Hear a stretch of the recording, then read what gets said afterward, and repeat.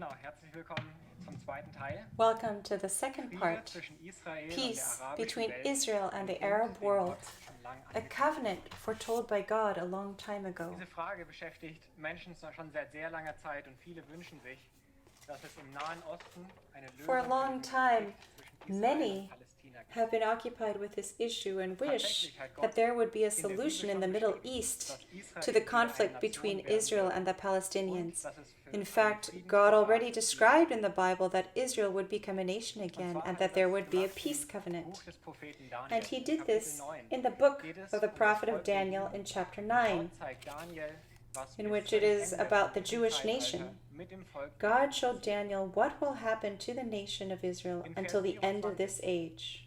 sagt, In heißt verse es über dein 24, Volk, it also über says, Daniels Volk, das sind die Juden, und über 70 deine weeks heilige are Stadt determined for your Jerusalem people, sind 70 that is Daniel's people, the Jews, and for your Im holy Kontext von city, Daniel 9 Jerusalem.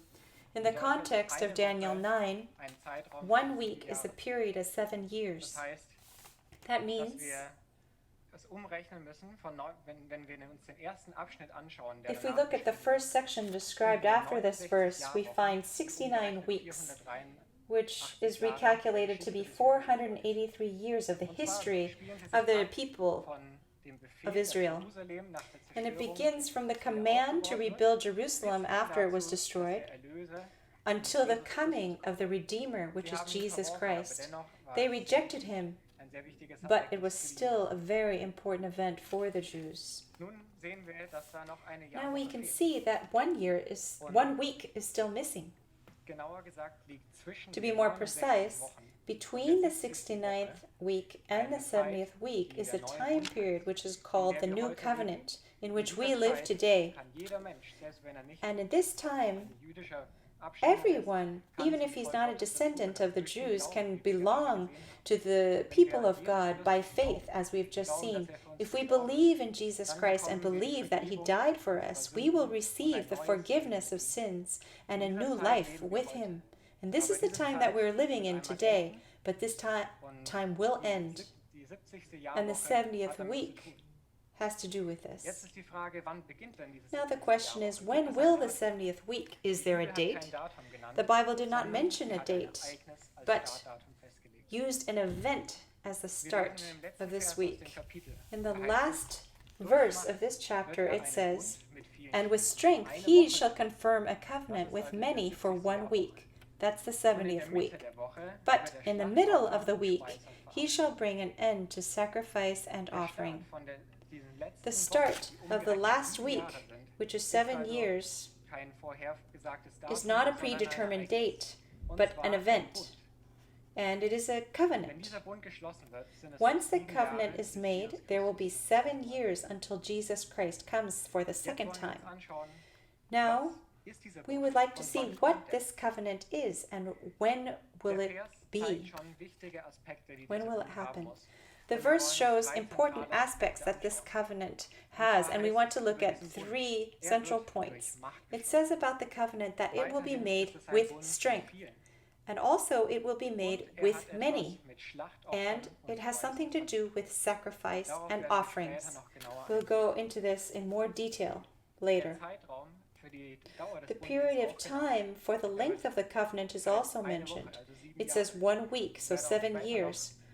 Later, I'll go into this more to see if we can foresee whether the covenant will be announced as a 7-year covenant or whether God is just letting us know that it will be that long without being specified. A lot of effort has been put into finding a solution, but until today, no satisfactory result has been accomplished. It seems, though, on the contrary, that the fronts are hardening. If we look at history, in 1993, the U.S. president tried to negotiate peace between Israel and the Palestinians. 10 years later, President Bush tried it, and about another 10 years later, Obama also tried to find a solution between Israel and the Palestinians. All these attempts did not result in peace, in statehood, or a covenant as the Bible described. What is the reason for this? Why is this the case? we see that the covenant is with many. But until now, the approach has always been between two parties. That is not many. It was just Israel and the Palestinians. On the following map, you can see all the countries that belong to the Arab League. And in 1967, they came to an agreement against Israel with 3 no's. So they're not just two parties that should be interested with peace in Israel, but there should be many countries. This agreement, which was made, included 3 important points: that none of these countries would make peace with Israel. There would be no recognition of the nation of Israel, and there would be no negotiations with Israel. So this is the great conflict and problem which is hindering this peace covenant. Efforts until now have come to the point that some countries would be prepared to make peace with Israel if Israel gives up a lot of territory and if Palestine is granted statehood. But the sequence of requirements did not work in these past years. They were unsuccessful in restoring peace between Israel and the Palestinians, so the other nations did not join. So right now, there's another approach. Currently, there are only 2 countries that had left that previous agreement of the Arab League, which is Egypt and Jordan, which occurred 25 years ago. And since then, there was no official recognition of the nation of Israel by any other country. But what we have seen in the last few months is truly amazing. After 25 years break, suddenly, countries have normalized their relationship to Israel and have made peace. First, there was the United Arab Emirates, Bahrain, and a few weeks ago, Sudan also confirmed normalization with Israel. Now we see a different approach. Now it is about including many nations. The current U.S. administration is in direct contact with many of these countries.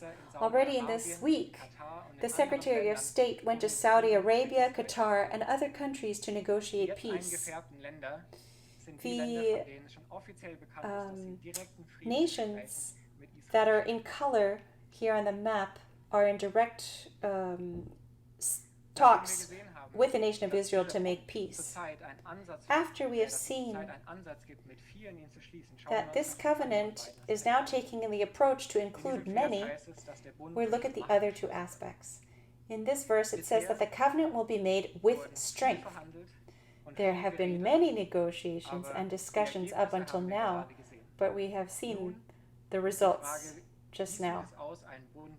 So the question is, what does it look like to have a covenant made with strength? You need a negotiator. We've already seen that in the normalization of other countries. There was a very strong and powerful negotiator, which was the U.S. Why the U.S.? Because the U.S. is very powerful in its military and economy. It is the most powerful nation in this world. The Arab nations are also very interested in a relationship with the U.S., especially as we have seen in the news that they're interested in a weapon system. They want to have security against possible threats from Iran. So this is a means of peace, a pressure to make peace. We've also seen that after so many discussions, that pressure has been put on the Palestinians and the government there. So not only have USA and Israel discontinued payments to the Palestinians, the Arab League, the nations have reduced subsidies and funding to the Palestinian Authority by 85% compared to last year. This is a huge sum of 100 billions of euros. And this is enormous pressure for the Palestinian Authority to begin negotiations again. And if we look at the 3rd example of Sudan, we can see how this policy of peace through strength was fruitful. Sudan received an ultimatum to normalize ties with Israel. Dieses Ultimatum haben sie eingehalten. This They accepted the ultimatum because of different kinds of pressure that the U.S. put on them. So the current approach in this point, that this covenant will be made with strength, is happening. And now we come to the third aspect, which is very crucial for the biblical fulfillment of the prophecy. The Bible describes that in the middle of the week, the middle of the 7 weeks, that means after 3.5 years, an end will be brought to the sacrifice and offerings. But we can see currently that the Jews are not able to offer any sacrifices. In their law, it is written that they can only sacrifice offerings on the Temple Mount. And this access is denied them right now. And up until negotiations until now, they have never been mentioned.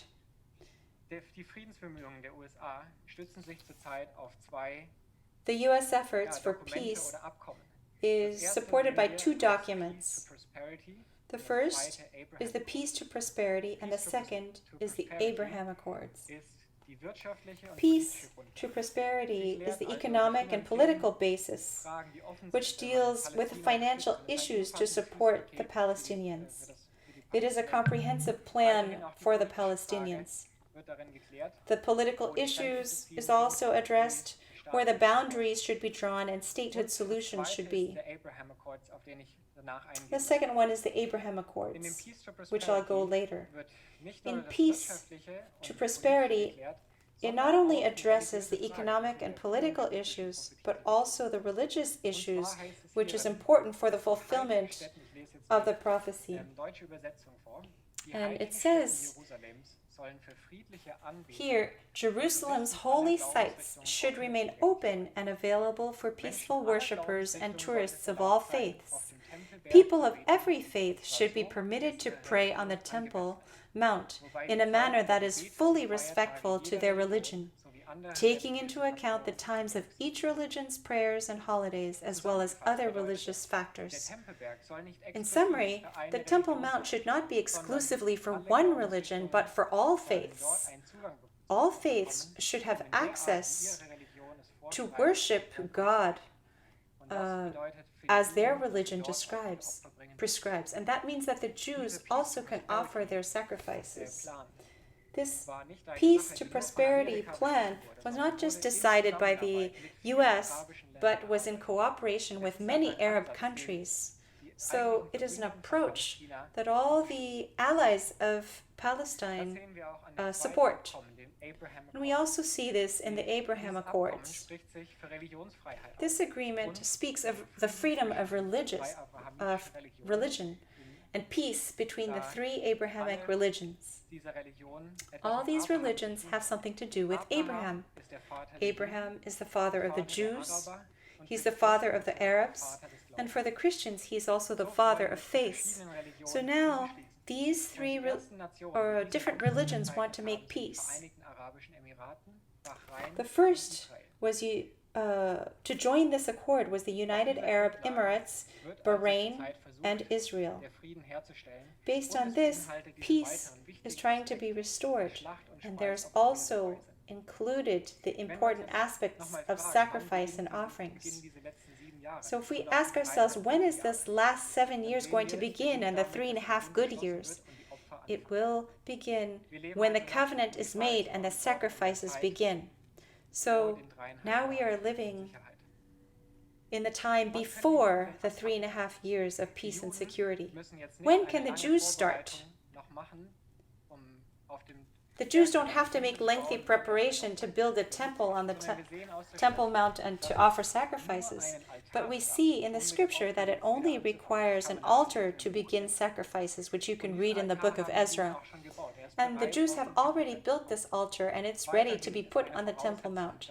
There's also the prerequisite that the temple must be purified with a ritual, with a red heifer, which has not existed in a very long time, but now it is available in Israel. And what is also very important is the people who carry out the priestly service. The Temple Institute made a call to the whole world that anyone who can prove that they're descendants of Aaron can come to Jerusalem to be trained in the priestly service. This program has already been going for many years, and they are ready to offer up the sacrifices with their priestly service in a matter of hours. So everything is ready and is just waiting for the covenant to be made and the fulfillment of these criteria. We see that it will be made with strength to make peace, and it will be with many. Some countries have already joined this accord, and in the near future, other countries also will join. The sacrifices are ready and are also a part of this negotiation. So now to come back to the graphic, today we are standing right before the making of this covenant. So when this covenant is made and the offering sacrifices begin, there will be 7 years until the second coming of Jesus Christ.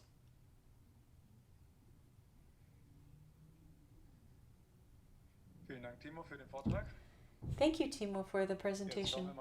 Let's see what kind of questions there are. We've progressed, and it's gotten a little late, but we might have a few time for a few questions. The first question is, what role does Biden play in the end times? The Abraham Accord was negotiated by Trump. So now the question is, what role does Biden play for the end times? Well, first, we want to say that Biden has not been officially elected. The official election will be made by the electors, which has not occurred yet. So, of course, it is possible that he will become president, but it has not yet been decided. What role does it play for the end times? We see first that God is not bound by man, but until now, God has used the administration in a very strong way. There has never been an administration who had supported Israel in such a way. The first thing they did was to move the embassy to Jerusalem, which no one has dared to do before. They're such a strong partner of Israel that it really looks like God wants to use this administration and wants to continue to use it. So there's still 2 more months for us to find out. But what is also important to see is what Biden is planning to do. If you look at their program, you can see in the contents of their plan is the preparation for the kingdom of the Antichrist. And there will be a time when there will be such a government. But we have to pray and ask God whether now the time is where that kind of a government will be, or whether there will be an extension so that the current administration can continue on. This is a very exciting topic, which in the next few days and weeks we will be able to follow the developments. We have 2 more questions. The first question is indirect. I'm a Muslim, but I don't want to die in the apocalypse. Do I need to change my religion?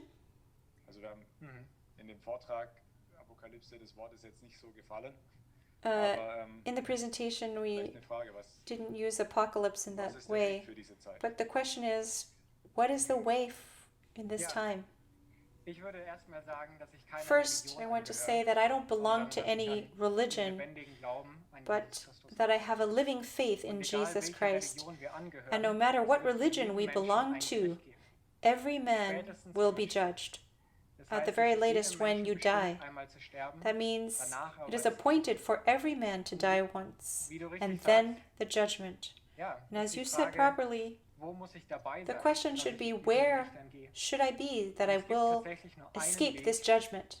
And there really is only one way not to be judged, and that is by believing on the Son of God, Jesus Christ. To believe with your heart and to confess with your mouth that He is Lord. And as Thomas already said, there truly is a possibility to be kept from this so-called apocalypse, but they're those who follow the Lamb. And the Lamb in the Bible is a picture of Jesus Christ. And in Revelation chapter 14, verse 5, it says, they follow the Lamb wherever he goes. So if you want to be preserved in this time, receive Jesus Christ into your life and follow him with your whole heart. Then he will also keep you from this time. Then the last question is,